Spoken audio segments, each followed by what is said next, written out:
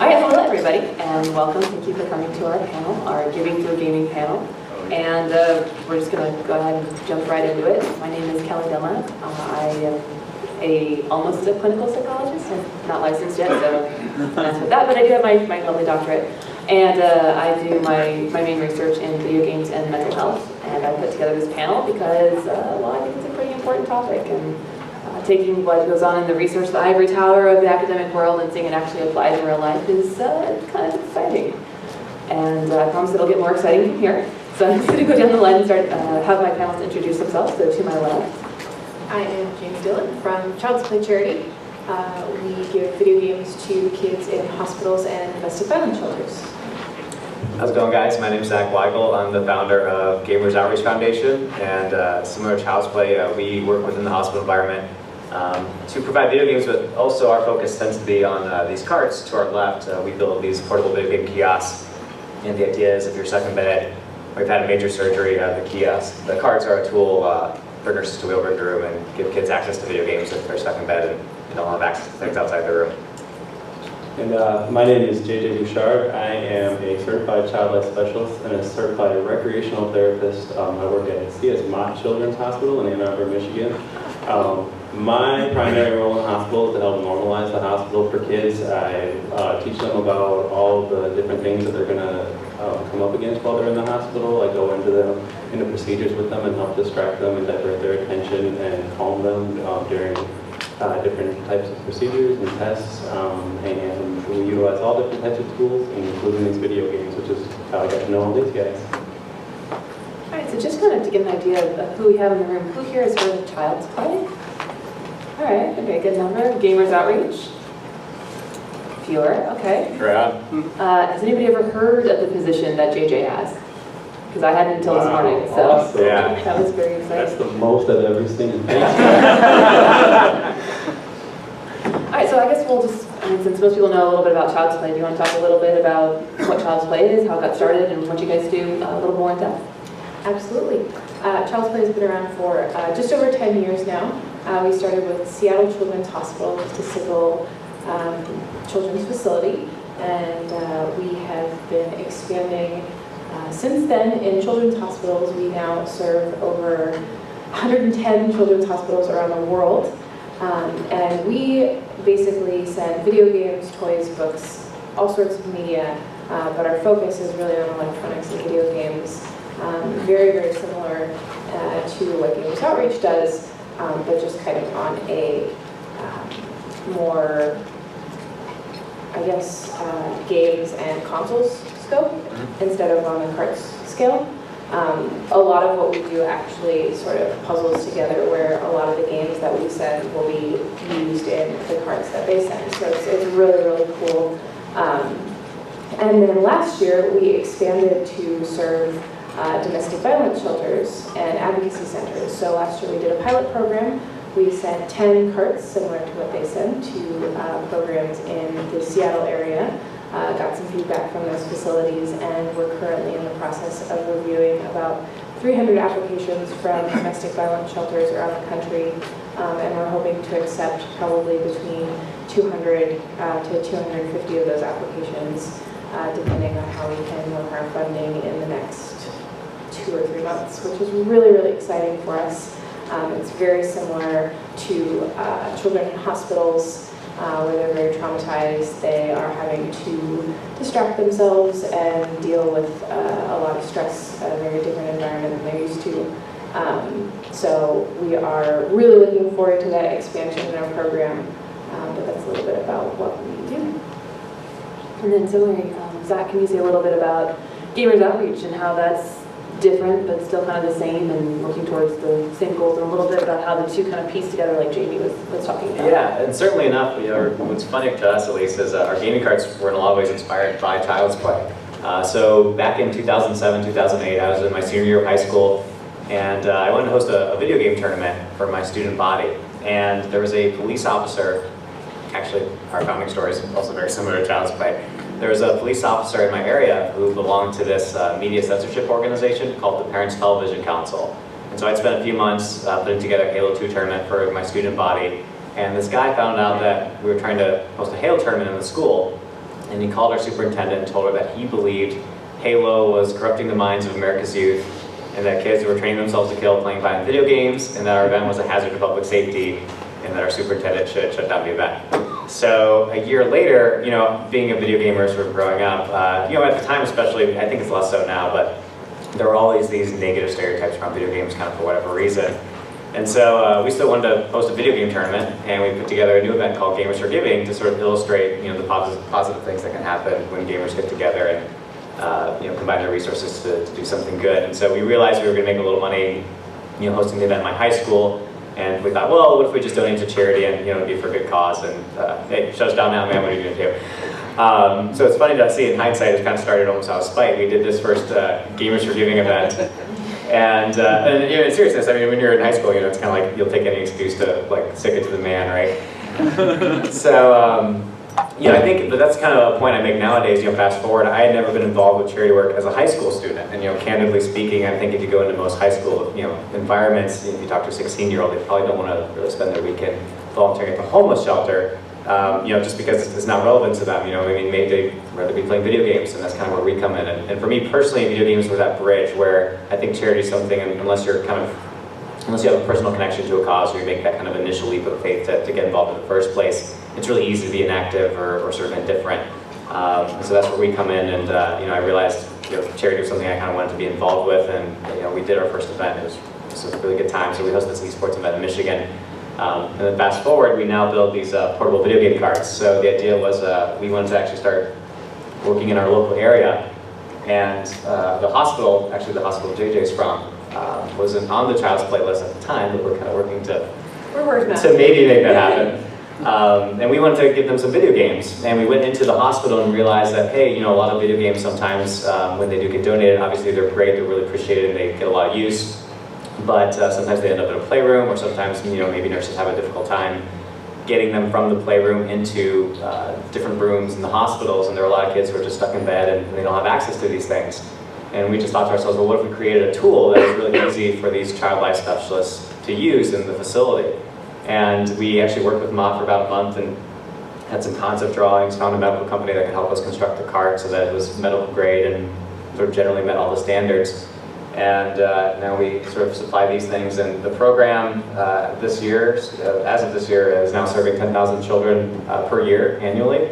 And we kind of just see it as a complement to Child's Play, if anything, just because kind of what Jamie said, you know, video games are being donated to the hospital environment. Sometimes they'll end up on our cart, or sometimes they end up in a playroom, or sometimes, you know, a kid uses them for a month. And so we were really excited to talk to Jamie and kind of work with her and see what's going on, that we could be, you know, maybe more involved with Child's Play. And yeah, just obviously if we donate one of these cards, especially to Seattle Children's or wherever it goes, there are already Child's Play games there. You know, they might be end up on the cart in some way. So it's a little bit about what we do, and I'll get off my soapbox and stop being so long-winded. Well, your origin story is really interesting. That the police came down with no, you know, you're corrupting our children, blah blah blah. I have gone on hours for that.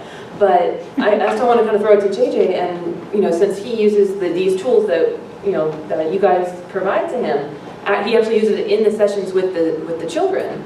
And what kind of feedback and what kind of response he's gotten from either the hospital staff and from the parents, and has there been a similar kind of feedback that, oh, this is a bad idea, or most people tend to be on board, JJ? No. Actually, it's when I first started working in the hospitals, I actually worked at a different hospital, and they were in the process of trying to get rid of all of their carts, and because they didn't have a place to store them, they didn't know what to do with them. A lot of the carts that people have made for us in the past were very big and bulky and broke, and they were easy for people to steal. One of the cool things about this one was that Zach really sat down with the guy who had my job before me, and really they thought about how can we make this work for kids in the hospital. And so everything on that cart is hospital grade. It's designed the same way as the computers that the nurses use. So it's very light, it's easy to store, which is the nurse's big thing, is that it's out of their way, but they can still access it when they need it for the kids. What really started to win the nurses over was one of the first times I actually used it to help a kid through procedural support. So kids use it a lot for just having fun and sitting around, but we do procedures all the time, and part of my job is to help distract kids while they're going through that. We had a patient who was incredibly anxious whenever he had to get a dressing change, which is where they have to pull a very sticky piece of tape off of them and then clean a spot that has a tube running out of their arm that goes through their arm up their vein close to the heart. So it can be very high anxiety for some kids. This kid in particular got anxious just if somebody went to wipe his nose, he would freak out. And so it usually took about 6 or 7 people to hold this child down while they were trying to do this 20-minute procedure. That can be incredibly painful, but doesn't have to be. And the more he moves, the worse it is. He would scream and yell as soon as someone would walk in the room. He actually threw a chair at one of my coworkers one time, and this is a 6 or 7-year-old boy who can barely walk, but he would get so worked up because of this. I started just hanging out with him and playing Lego Star Wars with him, and he didn't really know how to play at first, but he just kind of enjoyed moving around and smashing things and things like that. And then one day they had to do the thing, and they had to do his procedure, and I asked the nurse, I was like, instead of bringing like 500-pound guys in here to hold this kid down, how about you and I just try to like sit here and go real slow and play with this kid?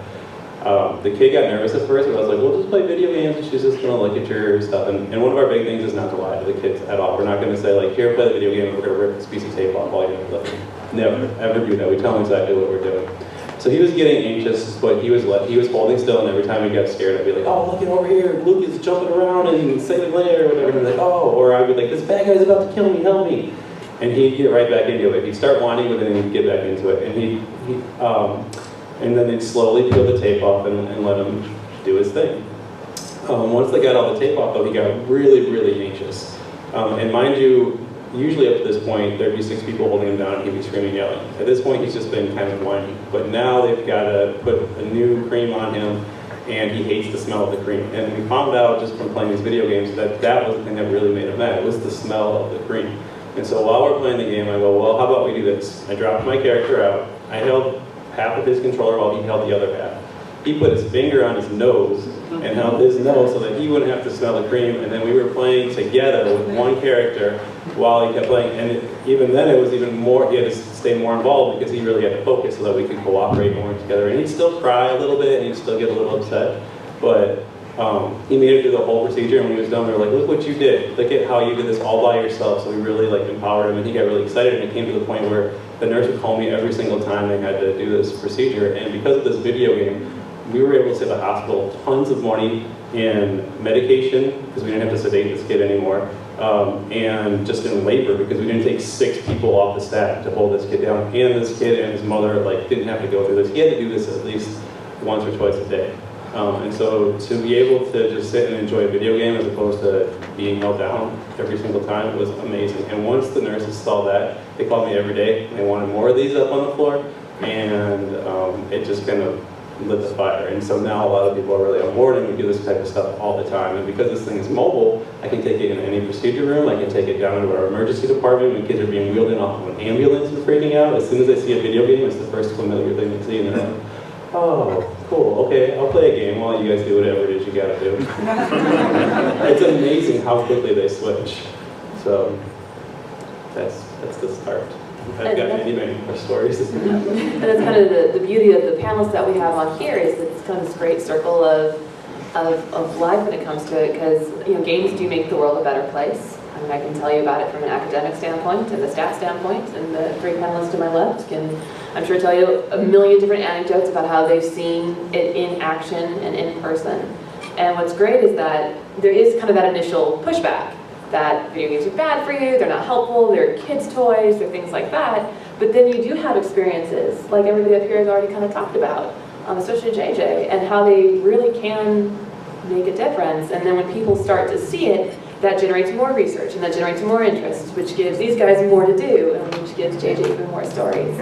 And so it's really exciting to be here with these amazing people to share with you the kind of work that we're doing, or rather the work they're doing.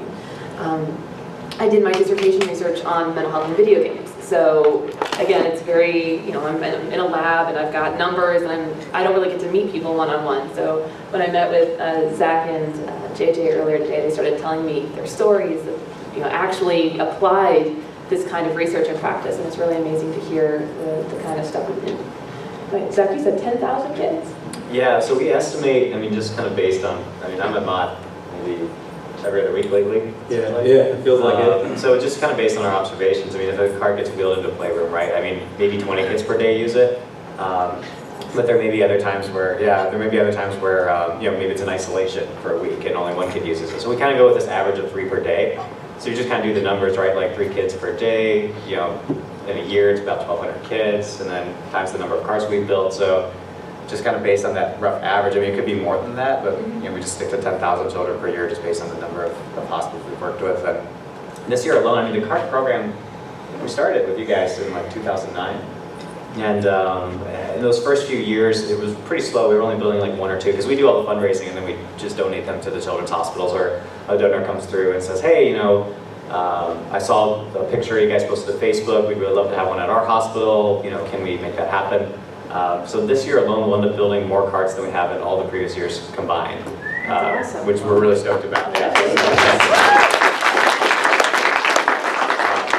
But honestly, I mean, How many JJ. carts is that total? What's that? How many carts do you have in the wild? I have to think about it actually. 3, 4, I want to say like 9 or 10. So 9 or 10 carts, and an average of 10,000 children per cart? Per year. So like Per year. 1 cart is about 1,200 kids per year. Maybe more, again, you know, just it's an average we kind of go with. But times 10. Times 10, yeah. So Okay. 1,200 times 10, yeah. I don't That would math, be but it. that sounds like a big number. And I'll say too, like, because those carts are kind of showing the rest of the staff how great the video games are for the kids, we've actually started a program in our hospital where, just on my unit right now, we're trying it out, where we've installed an Xbox in every single room. Because they saw how one cart works, all of the inpatient rooms on my floor are getting these Xboxes, and if it works well, we're hopefully going to get Xboxes in the entire hospital. And what those Xboxes allow them to do after a big fight, not a big fight, but a lot of explanation, I guess, to convince people to allow online gaming in our hospital, which is very scary to a lot of people who don't really know what online gaming is. But what that does is it allows kids to connect with kids at home in a way that is just like how they would do it at home. Most kids who are in the hospital, who, when their friends come, they see them, and even though they're really excited to see their friends, they don't really know what to say to them or how to talk to them, and they're very much affected by just the way the kid looks. Even if all they have is an IV or a broken leg, it's still a very strange environment. And have something like this in there that's familiar to all of them, it gives them something to talk about and something to work with. But if the kid's stuck at home and all his friends are out, or I mean, if the kid's stuck in the hospital and all his friends are at home, they're not going to come visit him every day. He's not going to be able to engage with them the way he would at home, especially if he's in the hospital for, you know, days or months, or some kids are even in there for a year. And I had one girl who played online with her friends every single day, and that's how she stayed connected. And they didn't even know she was in the hospital at the time. That was just like, that's what they did. They played online. They played, I think it was World of Warcraft or one of those games, and they just knew her through that. So they had no idea she was in the hospital. They didn't treat her any differently, and she said that was one of the best things about having that thing in the hospital, was that nobody knew she was there. Nobody treated her any differently. People were still mean to her online and called her names, but it wasn't because of what she looked like. It was because she was kicking their butt in World of Warcraft. But because of this cart, it sparked it so that I was able to convince everyone, look at this, what if everybody had one of these in the room, and they can Skype, they can listen to music on these systems, they can watch movies through them. So it's not just video games, it's broadening to everything. Not to cut you off, but I think on that point too, I mean, that kind of, I think, lends a lot to Jamie and Child's Play, right? Like, the more video games are kind of becoming more prevalent, the more people are becoming familiar with them, especially in the hospital environment, and the more sort of work you guys are doing as the community, and we're all sort of doing together, like, the more these things kind of just benefit, you know, kids in the hospital, the more people are going to realize, like, the impact these have. I mean, even as a gamer, I mean, like, listening to JJ talk sometimes, we've had a ton of conversations at this point. You know, we make some assumptions. Oh, I'm sure you give video games to a kid in a hospital, you know, there'll be a nice distraction things. But then when you actually hear, you know, some of the insights that people like JJ provide, you realize there's this whole other level of kind of interaction that video games create that we don't even sort of realize being on the outside. So, I mean, games being in the hospital in general is just something that is really making a really big difference overall. Yeah, the community makes a huge impact in terms of, most of our hospitals that are in our network were because the community recommended them.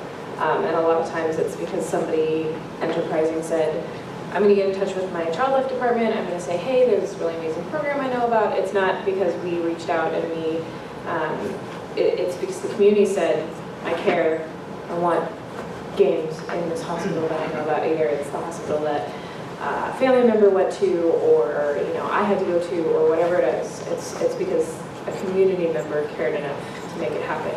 And that's amazing. That's one of my favorite things about Child's Play. We have 110 hospitals in our network because of the community. And that knowledge is spreading. Like, that's not just the number, that's the knowledge of games and how games can make a really positive impact.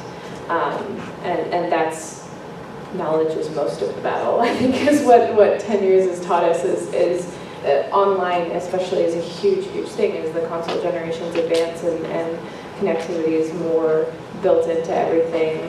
I think it's probably our biggest challenge right now is JJ's obviously knows everything, you know, he's the advocate, right? If we had a JJ in every single one of our hospitals, things would be completely different. And I wish so much that we did. But we count on the community to really help us, and it does when people really advocate for games and say like, no, this, you know, when we have research and the more research that exists, the more we can say, look at what games can do. It makes all the difference in the world. So I'll just kind of add to that. There's a very popular, maybe not here, but a very popular idea that video games are bad for you.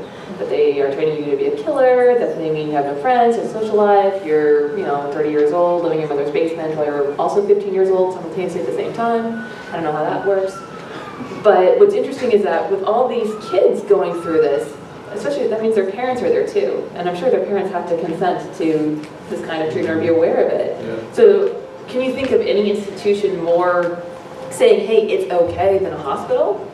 I mean, again, you can stand up from the tallest pulpit and espouse all your stats and your Cohen's D's and your significance levels and show your pretty pie charts, which I didn't bring, and things like that. But then people's eyes kind of glaze over and I'm like, yeah, okay, whatever. But then you actually have something happen, and it's a very emotional time for families. And to see in that place, in a place where we all trust, because we all trust that doctors do well by us. We all trust that if you're in the hospital, you're going to get the best care.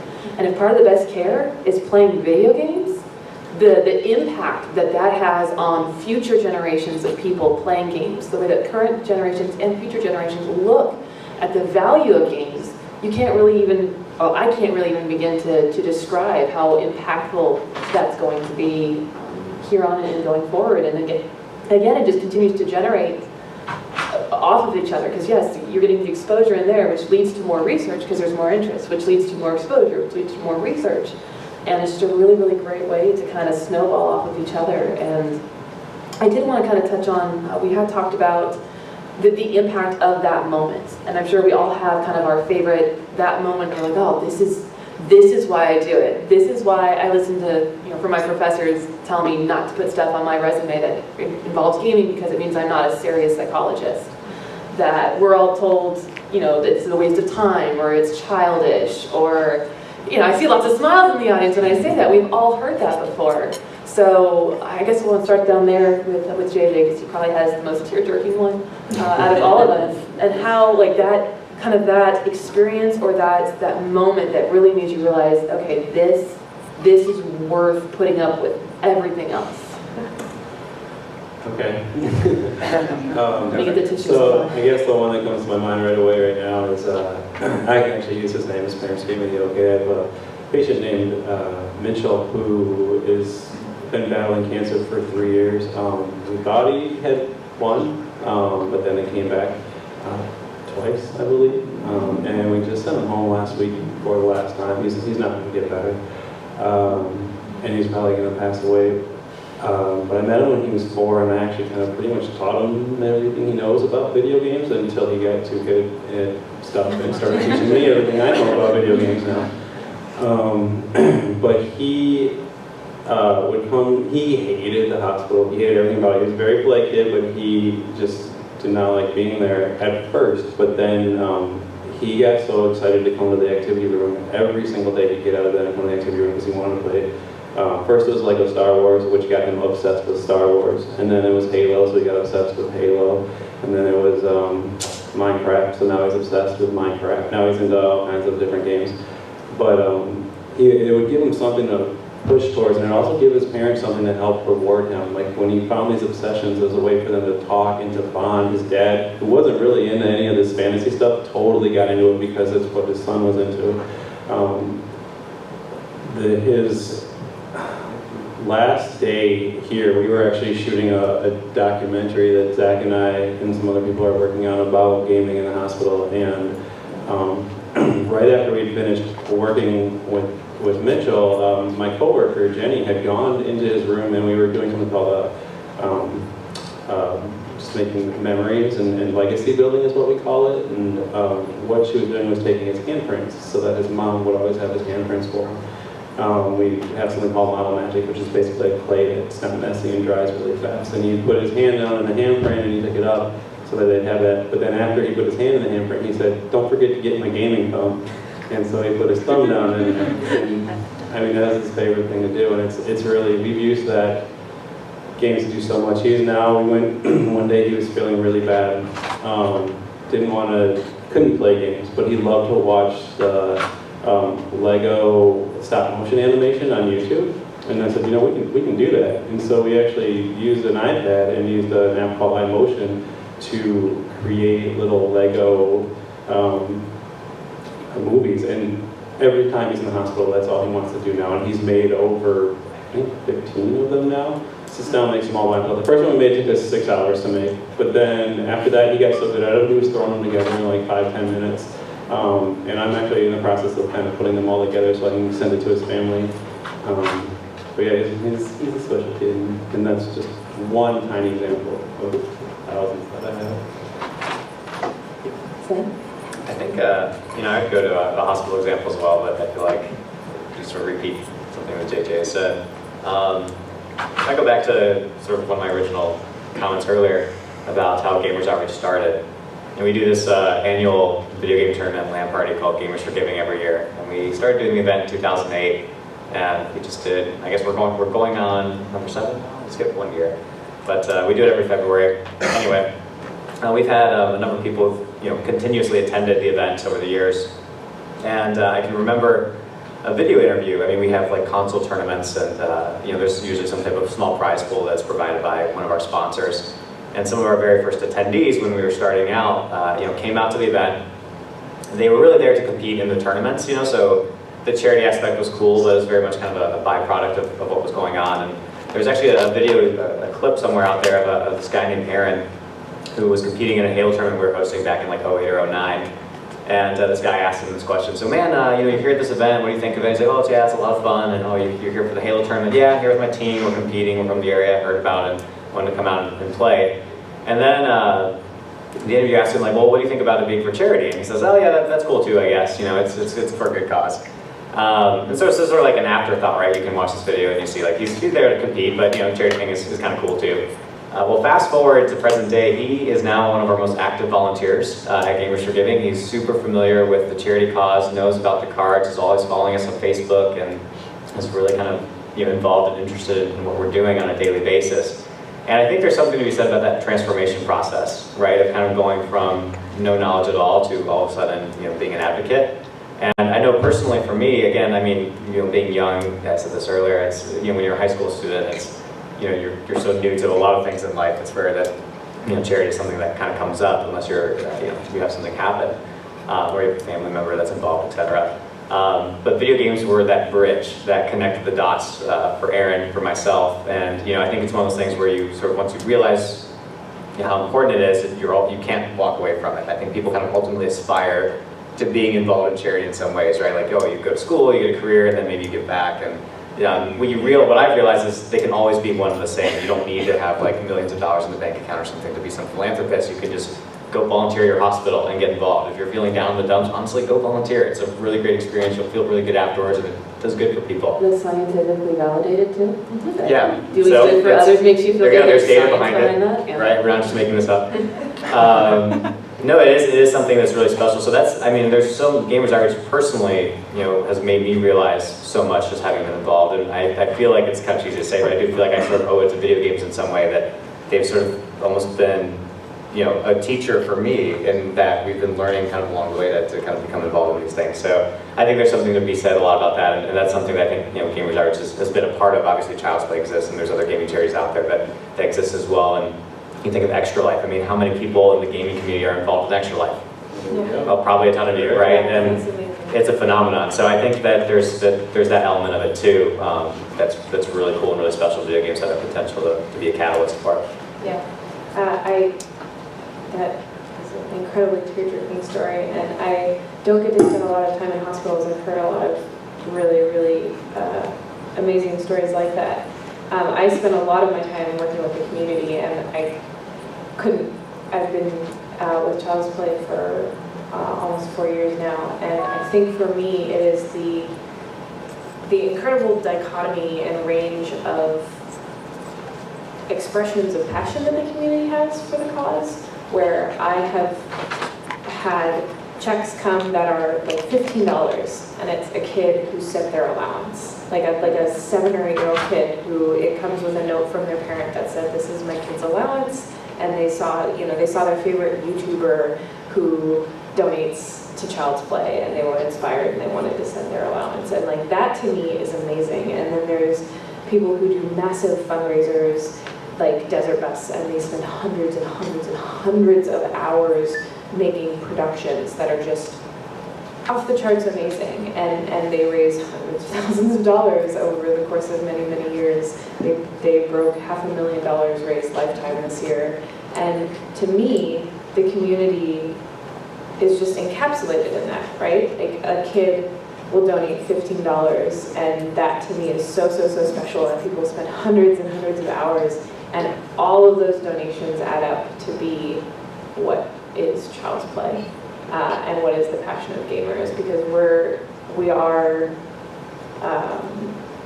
the game, we're gaming charities. Like I think we're all sort of in the same boat where we're supported by gaming companies, and we're not getting like massive government grants. That's not the way that we're run. We're run by people who are passionate about what we're doing, and the donations from kids and people, I've had like lemonade stand donations and those types, but every fundraiser done for Child's Play is like, it's from people who care so much about it, and I'm sure that's probably true for so many nonprofits, but gamers have this really, and I think it's true, a lot of them are really young, and they're doing it because this is something I'm passionate about, and I really want to show the world like what gaming has done for me. It feels very personal. It's like, I love gaming, this is why I want to give back to this community, and so I think that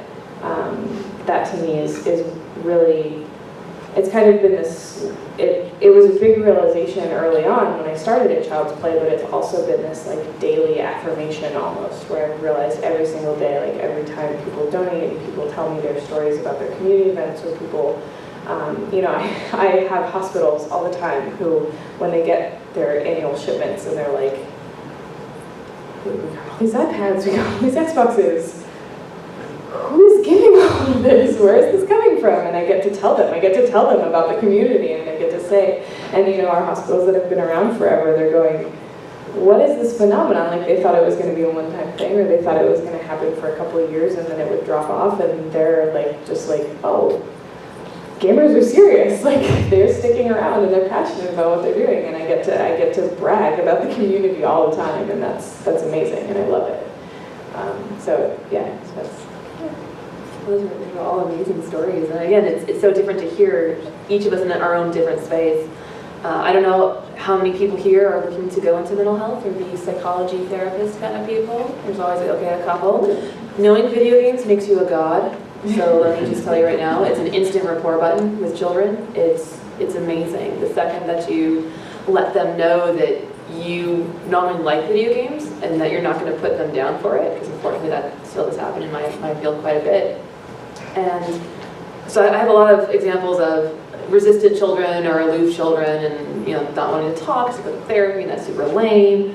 And then you drop, oh, I see you're wearing your Call of Duty Black Ops shirt. Kind of look at you, or oh, you're wearing a Halo shirt. What do you like with your SMG? Or you start dropping the knowledge, and they really open up to you. But there was one child in particular I saw, he came in with an ADHD diagnosis, and I know all the clinicians in the room are rolling their eyes at that one probably. But basically he was so ADHD that no one in his family even wanted to be around him. He didn't have any friends at school. He couldn't sit still. He was, I mean, he definitely had some hyperactivity going on, but it was to the point where nobody wanted to be around him. He had no friends, even his family didn't want to deal with him. And so he came to see me, and you know, before he got put on some really heavy medication. And I sat down with him and I asked him, well, what do you like to do? And he gets real shy. He's like, I like Pokemon. I'm like, that's awesome, I like Pokemon too. And there was literally one day I told him, bring in your DS. Bring in your DS, I'll bring in mine, and we'll play. He didn't believe me. But he brought his DS in the next week, and when I pulled out my DS, and he looked at it, he's like, wow, you really got it. I'm like, yeah. Now, we didn't have the same Pokemon game, so unfortunately that didn't, you know, but we played kind of parallel. And I told him, you tell me which game you want, I'm going to go buy it so that we can play together. Again, he didn't believe me, so he told me he wanted Pokemon Black version 2. So I went out and I got Pokemon Black version 2. I was blown away because, as I told him, in my day, we had 151 Pokemon. It was impossible on this. We only had one. So by using Pokemon, he taught me more evolutions than I will ever know by myself. And all the new shiny whiz-bang things that kids have these days with their DSs and their Pokemon. And what was really interesting is that the hyperactivity went away. The attention problems went away. He could sit with me for an hour in his seat. If anybody's seen a child who's truly ADHD, they can't do it. To sit still in a seat for an hour with an adult, not going to happen. So I sat with him and we played. We linked our DSs up and we played Pokemon. I was sitting here thinking, this is the coolest thing ever. If my supervisor were to walk in right now, I would get fired. I'm sitting here and I'm just playing, and we're not asking, oh, how do the Pokemon make you feel? You know, we're not doing anything like that. It's just us playing, and he's kicking my butt, and he feels wonderful about it, and I'm asking him about, you know, well, teach me this and teach me that, and I don't know this evolution, and if I had this water type, which fire type should I use? And he just opened up, and then, surprisingly, it came out that he was being physically abused at home. Yay, working with children. Yeah, but that is something he had never told anybody else. It's because he didn't feel safe. He didn't feel like he could talk to anybody. He didn't feel like anybody would believe him. But by establishing rapport with him and letting him know, I like what you like, and if I don't know it, you're going to teach me it, and we'll learn together. You know, again, it was the attention problems were the result of being physically abused. So once that got on the table, unfortunately our therapy did have to end because I had to call CPS, good times, because of the child abuse, obviously, and he got removed and taken somewhere else. But before his last session, we sat down and I brought an actual physical deck of Pokemon, he brought a physical deck of Pokemon, and we exchanged cards. And I still have it. I think it's a Fungus and, oh gosh, what's the other one? A Herdier. I have a Fungus and a Herdier now. And he has, I don't remember what I gave him. But the idea that not that it never would have come to light, but it probably would have taken a lot longer to get that out of him by trying to do things in the traditional way. And I think that's something that we all can agree with, is the quote-unquote traditional way is not always the best way. The creativity, the ingenuity that you see with gamers, I mean, it's what we do. That's how you beat a game. You have to be creative. You have to be persistent. And you know, up here we have some really fantastic panelists who have really embodied that and kind of, I think, like Zach said, stuck it to the man. And really kind of going forward. Any chance you get. Yeah, you get. To go forward and just make a difference in the world in any way that you can. So I'm looking at my stopwatch right here, and we do want to leave time for questions. So if anybody has any questions for any of the panelists, please feel free to come up. We've got a microphone set up right there. Ideas are welcome too. We have a notepad. Oh, yes. So if you guys have ever wanted to talk about something that would be great for child's play or in the hospital, whatever, and now's a good time. While that gets set up, I know, Zach, you have a booth here and are doing some fundraising yourself. Yes, yeah, so quick plug, we are over at the Astro Gaming booth, and like I said earlier, we actually have one of our gaming cards here. We stole it from the booth right now. Check it out. Go check it out because it has like... There's a do you want to push the button, JJ, so they can see? Push the button. It's so cool. Yes, there's a secret button. At the bottom of the card, there's actually a hydraulic lift and a battery. And the card can move up and down to adjust to any size. We'll wait for shorties like me. Yeah. It gets pretty tall. It's like almost 6 feet when it gets up there. So yeah, we Brakes too. brakes. Yes. And so super quiet in the hospital environment. You can come by the after game booth, and we might have a little time after the panel. But we We're selling raffle tickets and giving away an Xbox One every day, thanks to Microsoft. So yeah, come on by and check it out. And if you want to do, if you're Penny Arcade interested, or if you'd like to just donate to Child's Play, we are doing Penny Arcade pin meetups. Media Molecule donated tearaway pins for Child's Play. And if you go to childsplaycharity.org, we have a list of all of our tearaway pin meetups, the time and the meetup in Sheraton. And they're $10 each, and you get a cute little Iota pin for that. So that's what we're doing. And if you're still feeling philanthropic, I graduated my doctorate less than 4 days ago, so I'm still horribly in debt. So if anyone wants to contribute to that, I will be here. I give a card and a candy, look at Hi. Hi. I do virtual immersion therapy for mental health. And I was wondering if you were using existing games or developing your own virtual interactive worlds, and if so, if you were wanting to, where are you going for your methodology of designing games for that particular purpose, or any kind of efficacy or Okay. I can speak to that unless you have something to say. You want to go first? Go ahead. Okay, I have something too. Okay, so we're working with a company called Bully to do something called augmented reality, and I've been using that in rooms for kids who are in isolation for a very long time. These kids aren't allowed to leave their room either because they can be contagious to people outside of the hospital, or people can be contagious to them. And I don't know if people are familiar with augmented reality or not, but what it is basically you have a piece of paper that has a picture on it. You hold a tablet up to it, and it looks like you are literally standing next to whatever thing is in the picture. It like comes up into 3 dimensions, and it looks like you're part of that.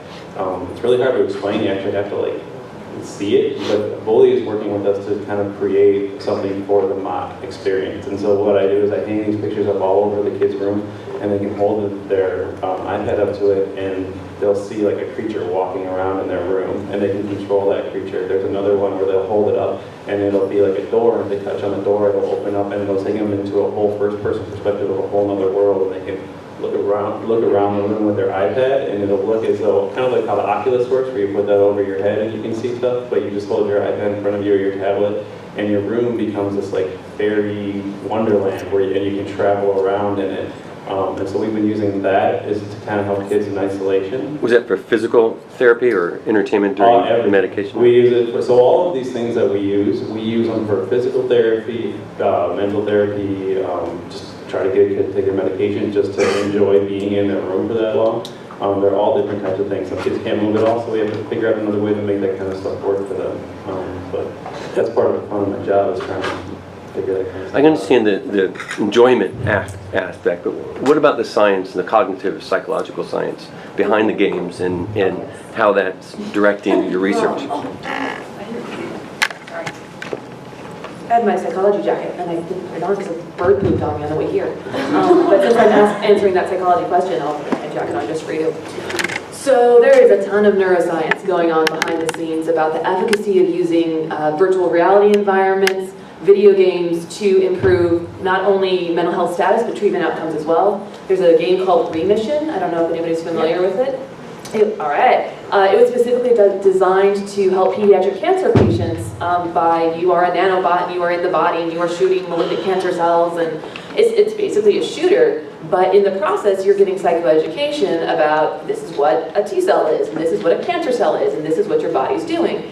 And they actually did empirical research, and they administered it to children, and they found that children who actually played Remission experiences decreases in anxiety, decreases in depression, mostly because they understood what was going on in their bodies, so there was less fear associated with their disorder, and it increased their treatment outcomes. They had more medication compliance, because again, they understood how the medication was working in their body, how taking this pill was like a little nanobot going into your body and blasting your malignant cancer cells. Even if it made them feel sick, Yes. they knew it was working. They knew that it made them feel sick because it was working. Mm-hmm. So I mean, that's just one example. I know the Oculus is really exciting for virtual reality people like myself, because it is in fact being currently used by the U.S. military to treat PTSD. Mm-hmm. And in addition, what's also really interesting, it's being used as inoculation against PTSD. Mm-hmm. And so, I mean, these are things that are designed to do that, but there's also research out there showing that soldiers who play Call of Duty, or Halo in particular, before they're deployed and while they're deployed, are more resistant to PTSD symptoms coming back.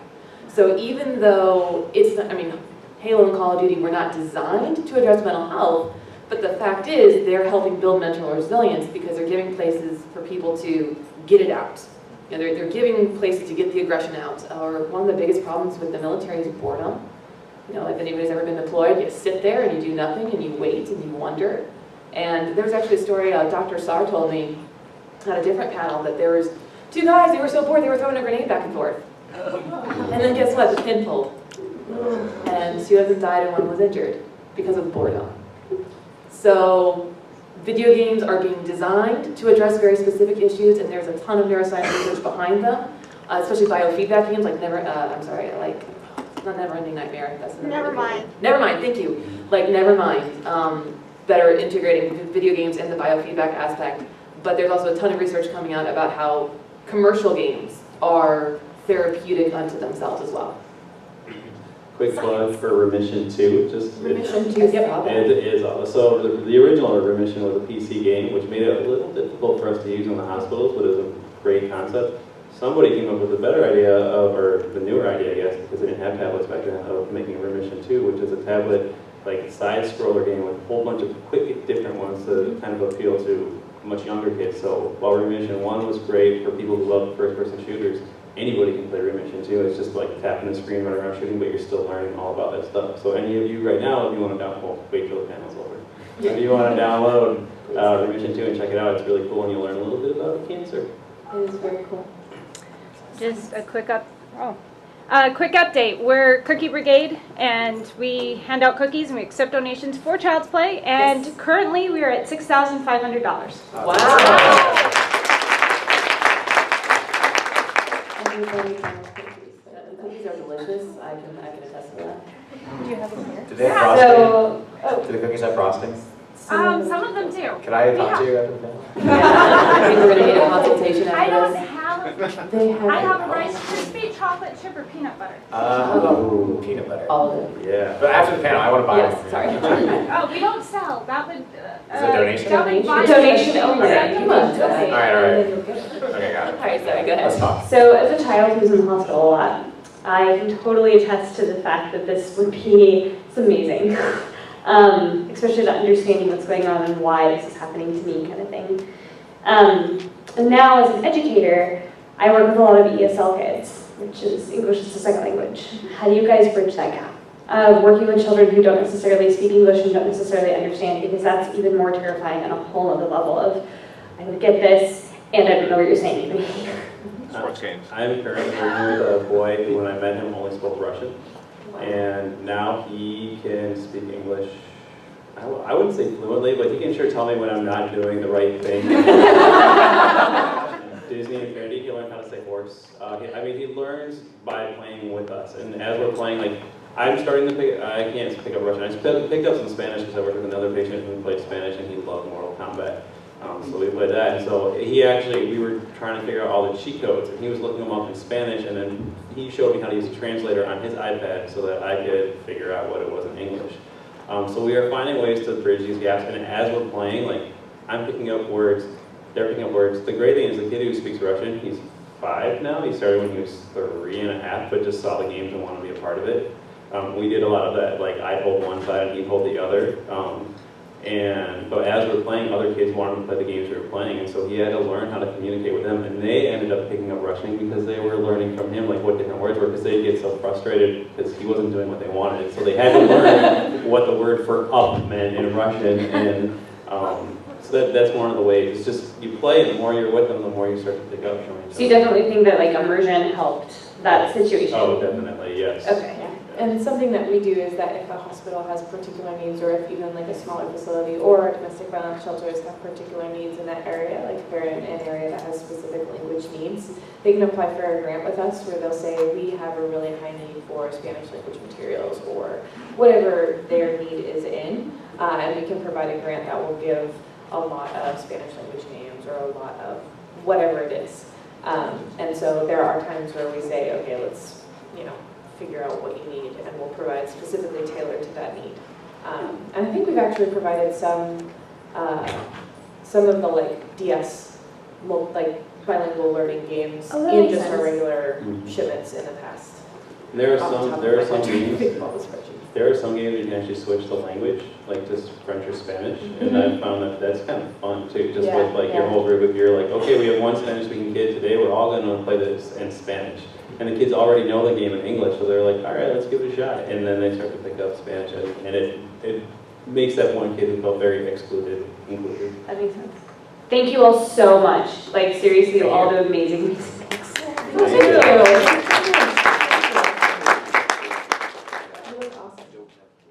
Thank you. So I know in the beginning you mentioned how there was that police officer that said video games are bad and all this, and you do a lot of positive research into the benefits of gaming. But this is a bit of a two-part question. So is there any research into the negative side effects, and then how we can mitigate those to expand programs like this and reduce some of the stigma around video games because of those negatives? Well, yes, there's quite a bit of research into the negative, bad side of video games. It's not all the soundest methodologically speaking. Good research Okay, into that's negative much side harder to come effects. by Yeah. across the board. What I found in my research actually is that there's absolutely no correlation between time spent playing and pathology. So it didn't matter whether you spent 4 hours or 40 hours a week playing video games. It didn't matter. There was like a coefficient like 0.02 or something. It was terrible. And what I did find though was that it was the reason why people played. So for example, people who played video games to hang out with friends, they had higher social ability, they had less anxiety, they had less depression. However, if video games were the only way that they socially interacted with others, they had higher levels of depression and higher levels of anxiety. Not saying that the games caused it, but there was that correlation. Similarly, if you played video games to escape real-world problems or in place of a therapist, you tended to have worse mental health outcomes as opposed to playing video games to just kind of relax after a day at work or to just kind of chill. So it seemed like the way that people approach games determined whether or not they had a negative outcome versus a positive outcome. And we're still trying to figure out why exactly that is. But what's really, really interesting is that individuals who had higher psychopathology at the start, so even before video games, they were really, really bad at predicting how much time they spent playing. They tended to over-predict by like 5 to 10 hours. So people who were healthier and had very little depression, very little anxiety, were more spot on. Not the best, but still spot on. So what happens is when you look at the research, pretty much all methodologies have people estimate. How many hours a week do you spend gaming? Well, no, I couldn't answer that because some weeks I play 40 hours, some weeks I play 0. I mean, it depends. Am I studying for finals or not? I mean, there's a big difference. And people are really, really bad at estimating. But what ends up happening is that the more mentally unhealthy you are, the more you tend to over-exaggerate how much you play. So when you have research, it's showing that, well, no wonder you're finding a link between mental health, negative mental health outcomes and more time playing, because people who are mentally more unhealthy tend to say that they spend more time playing, even when they don't. So that's something to keep in mind too.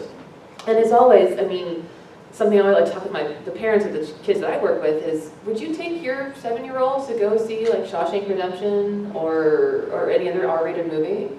No? Well, why not? Oh, because it's cognitively inappropriate for their age. And it's the same thing with video games. There's a reason that there's ratings on them. It's because should a 5-year-old be playing Halo? I don't know, it depends on the 5-year-old. But is it cognitively... It depends on the 5-year-old, but it does...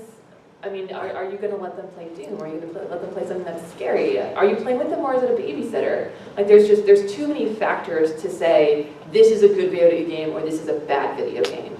There was a study by Ferguson and all, and it looked at juvenile offenders. So every single person that was in juvie obviously who committed aggressive crime. Once you controlled for exposure to domestic violence, there was no longer a correlation between aggressive behavior and video game play. So there's always covariates going on, and it's really hard and it's complicated. We want an easy fix. We want to say, okay, Grand Theft Auto is bad, Halo is good. I'm a huge Halo fan, girl, so if you couldn't tell. But it's just not that simple. So more research is needed, as always. More good research is needed, and that's going to come from people accepting that there are two sides to the story, because a lot of researchers go in with the idea that video games are bad. And guess what happens when you go in with an assumption in research? Information bias. Yeah, information bias. You tend to come out with what conforms with what your thought, or it won't get published. There's a huge publication bias too.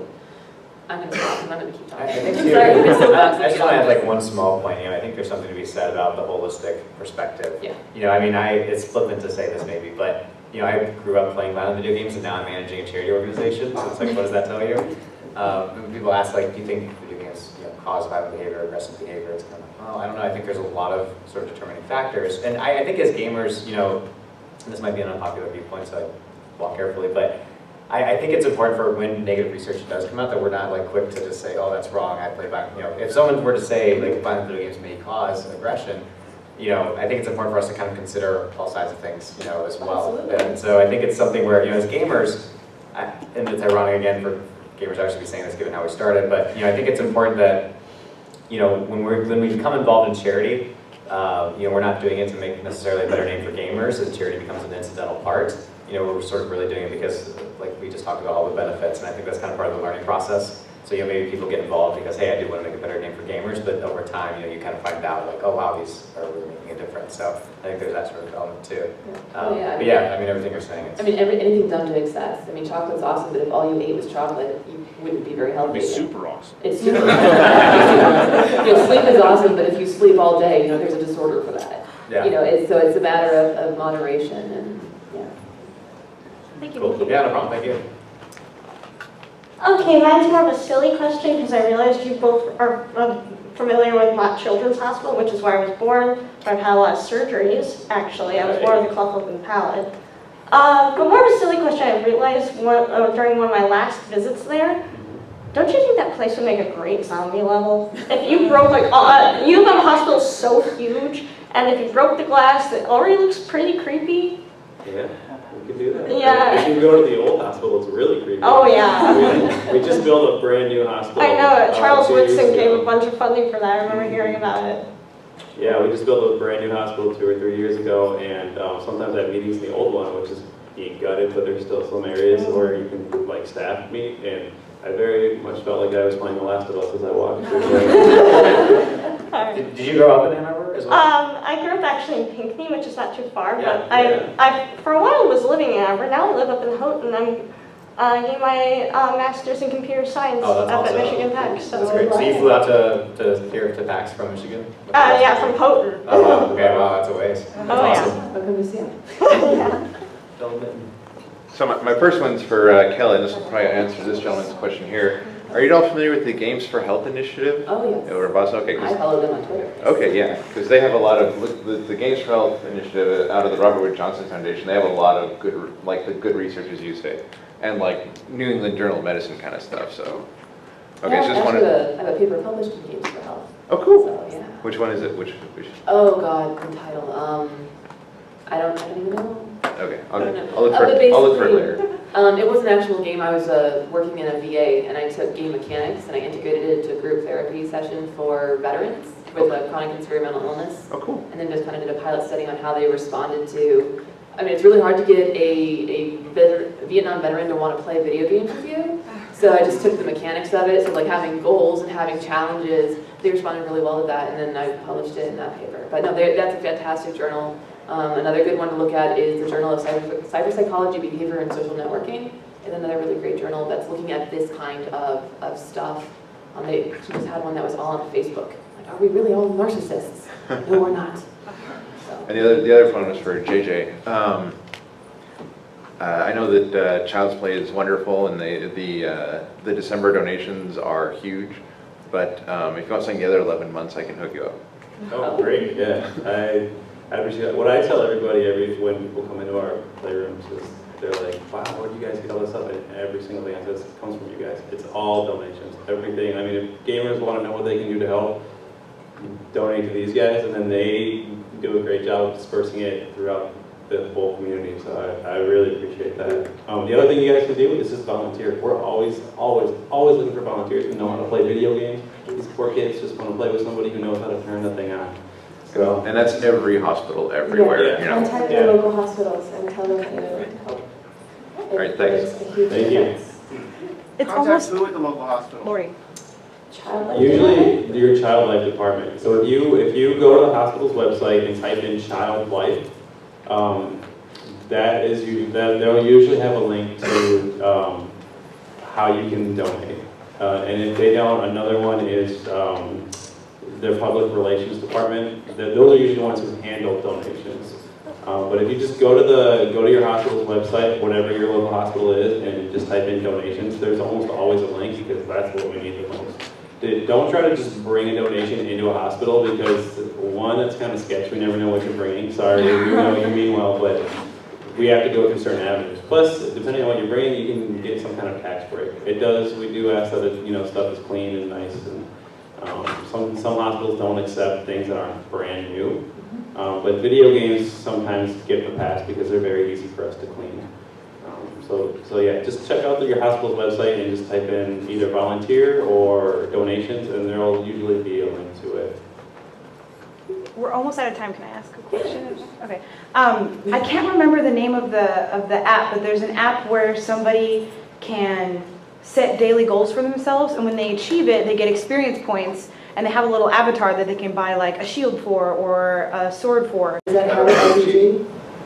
Sorry, there's gonna Habit RPG? Yes, I think so. Would that be something useful for children? Like, hey, you achieved this goal. Look how you're adding to this avatar. Or were you already familiar with it? I'm not familiar with it. I'm glad you brought it up because we're actually looking at Mott right now to try and figure out how to create our own app, much like that. So that when a kid goes for surgery, they can create an avatar and they can like run it over a barcode or something, and then like their avatar gets a little like surgery cap, and then if they go up to my unit, Hemo Oncology, and they can maybe get something to outfit their kid with some chemo or like a bulb cap or something like that. Yeah. Or like wherever they are in the hospital, they get something that represents that area. Yeah. We do something like that with something called a hope bead necklace, where we have a bead that represents everything we go through, but we want to try and make it digital so they can carry it along with that too. So yeah, somebody, the last question, you were talking about goals for the veterans. I was like, oh, isn't there like an app for that? So that's what made me think of that. What was the name of that? Because I didn't want to get it. Habit RPG. Habit? Yeah. Cool.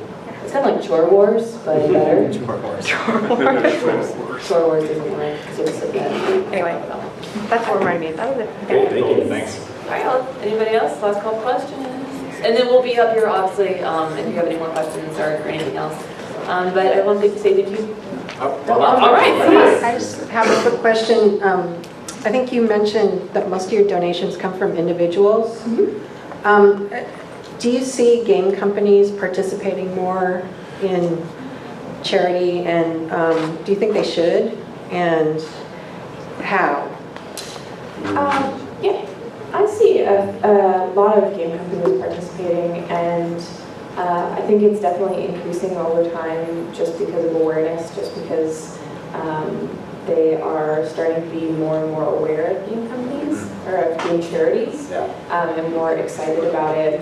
Seeing the impact, hearing about the impact. I think more gamers are sort of holding them accountable for it. I guess they're saying like, hey, you should donate to this game charity. I really feel passionately about it. I think that they're seeing really cool ways to integrate it with the stuff that they're already doing, like doing tournaments or like supporting game tournaments like what you guys do. I mean, a lot of the community honestly influences the companies as well. I mean, Yeah, they see, absolutely. I'd say that, I mean, again, I go reference Extra Life. I mean, the fact that so many people are involved with Extra Life definitely influences some of the decision makers in these companies. And Jamie just made a great point. Actually, I mean, this is the first time we've ever brought this gaming card into the wild like this. I mean, normally it's in hospitals and people see maybe a picture of things we post on the internet, but we've had a few game companies come by and they're like, wow, we've never heard of you guys. And despite our best efforts, to try to get the word out, it's kind of something that takes time. So yeah, I mean, I think companies are willing to be involved. It's just a matter of them understanding how and seeing it from the community, seeing the community. And is there a company that's doing a really good job in this area, in philanthropy? Game company? Yeah. We get a lot of support from Astro Gaming. Oh, Astro's awesome. Yeah, they send us a ton of headsets. They donate money every year to the event that we run. And then again, our annual fundraising event kind of has an esports vibe to it, so it's sort of tournament obviously fits for them. Astro comes to mind immediately as a company that has always wanted to hook us up. And PopCap actually, funny enough too. PopCap is killer. Yeah, we did a Peggle tournament at our last we found actually, what's up, They always Aaron? wild at our dinner action. They buy the craziest stuff. They are really cool people. They're a lot of fun. They We've also got a huge corporate sponsorship part on our website. If you go look at the bottom part of our website, it has all of our corporate sponsors listed. And we've got just some really, really awesome people that have sponsored us, so. Great, thank you. So much. Microsoft has helped us out a bit at Mott. They've donated a lot of video games to us, like boxes of Minecraft, which is the most popular thing right now. And they have given us a few game systems to help put in the rooms. And Yeah, actually Microsoft's helped us a lot too. I mean, they did a video about the gaming cards lineup, which was a huge piece for us. We didn't have the resources to produce, like high quality content like that. And they actually sometimes donate Xboxes as well. So Great. plug to those guys Yeah. for helping too. Thank you. Yeah, thank you. Well, thank you everybody for coming out, and thank you. Enjoy PAX.